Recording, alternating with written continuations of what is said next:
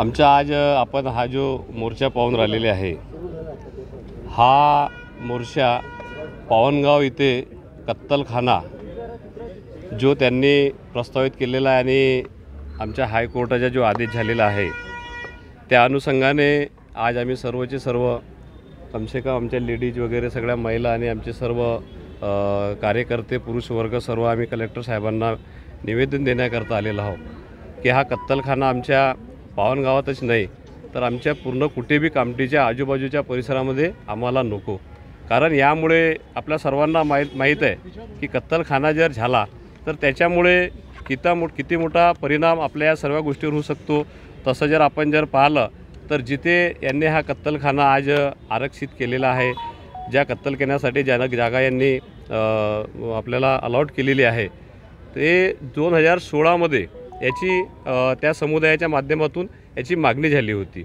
पण ते केस कोर्टामध्ये सुरू असताना तर एमचे जे NMRDचे जे एरिया आहे, जे NMRDचे जे अधिकारी आहे, त्यांनी त्या NMRDच्या अधिकाऱ्यांनी पहिले तर भांडेवाडीची जागा त्यांनी सांगितले की आम्ही भांडेवाडीची जागा आरक्षित करणार आहोत। मग बरेचसे प्रॉब्लेम आले, मग त्यांनी आमच्या एक 56 नंबरचा खसरा त्यांनी अलॉट केला होता, तिथे आम्ही ऑब्जेक्शन टाकलं। मग त्यांनी थोई काढला आणि पावनगावमध्येच त्यांनी खसरा नंबर 54वर त्यांनी आरक्षित करण्याकरता जागा त्यांनी निश्चित केली।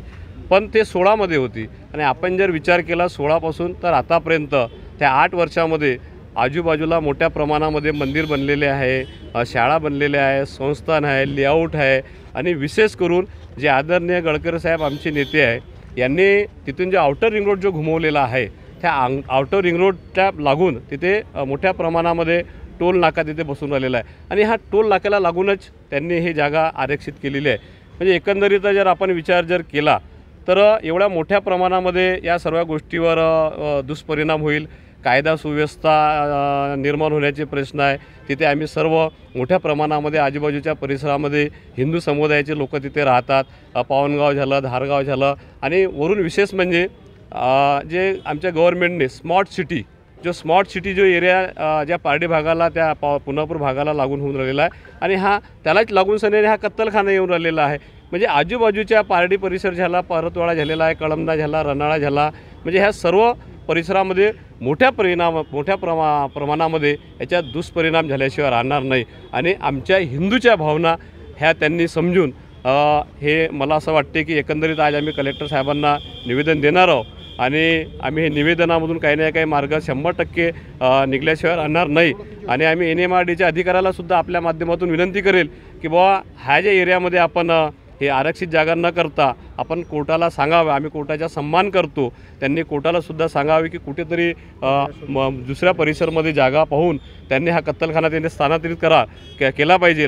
जर असं जर घडलं नाही तर कुठेतरी सुव्यवस्था कायदा हा निर्माण होण्याच्या मोठ्या प्रमाणामध्ये प्रश्न निर्माण होईल आणि आज तर आम्ही इथे आलो, पण उद्या जर जागेवर जर कोणी तिथे जर येत असेल तर मोठ्या प्रमाणामध्ये याचे परिणाम आपल्याला सर्वांना भोगावं लागेल। ह्या माध्यमातून आज आम्ही निवेदन देण्याकरता इथे सर्व आलेलो आहोत। आज कमसे कम 400-500 कार्यकर्ते, नागरिक, आजूबाजूच्या परिसरामधले सर्व शेतकरी झाले, शेतबांधव झालेले आहे, सर्व 2-4-5-20 गावातले टोटल आपलेवाले कार्यकर्ते इथे पोहोचलेले आहे आज इथे। नाही, आमचे हेच म्हणणं राहणार कारण की जर आज हा कत्तलखाना जर इथे झाला तर यांच्या मोठ्या प्रमाणामध्ये आणखी हे जे इकडनं तिकडनं जे जनावरं आणतात आणि आणून ते जनावर इथे पुन्हा त्याच्या कत्तल केल्याशिवाय राहणार नाही तर याच्यावर पुन्हा मोठ्या प्रमाणामध्ये परिणाम होईल। म्हणून हा परिणाम न झाला पाहिजे याकरता आमचे निवेदन राहणार आहे। आणि कामठीमध्ये जो कत्तलखाना आहे हा कामठीमध्ये न ठेवता त्यांनी कुठेतरी त्याला दुसऱ्या ठिकाणी स्थानांतरित करायला पाहिजे।